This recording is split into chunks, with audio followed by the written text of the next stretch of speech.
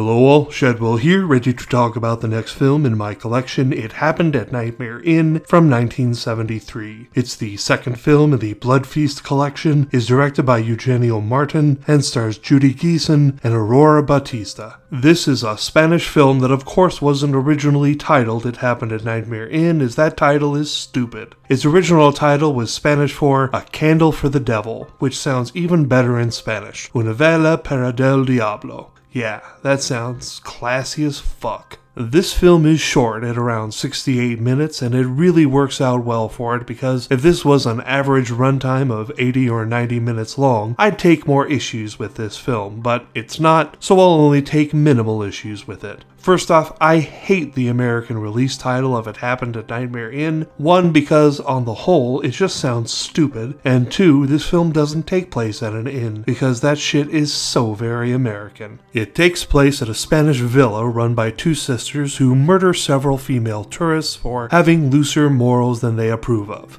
This includes dressing provocatively, being publicly drunk while female, and being a single mother, and now that I sit here typing away, I'm just now realizing that after they kill the single mother late in the film, they put her baby in a bed, but there is no mention in the days after of what happened to that baby. My mind goes to a very dark place on this subject because the two sisters don't strike me as the motherly or orphanage type. I don't know. I certainly would have liked the film to answer that question. I also would have liked the film to have at least a little blood when it came to the murders, as they were largely bloodless except for a light smattering here or there. There's another sequence where the protagonist is at a local art museum taking photos of the art, and the photos she is taking have no composition to them at all. They are truly random and just weird looking.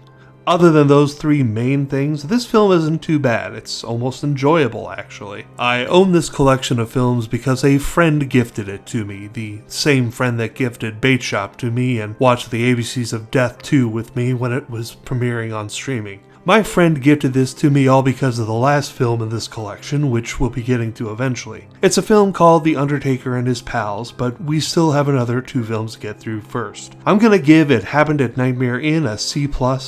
I actually own Tomorrow's Movie independently on DVD, and more care was given to the transfer, so we'll be watching that version instead of the Blood Feast collection version of the film, Pieces. See y'all then.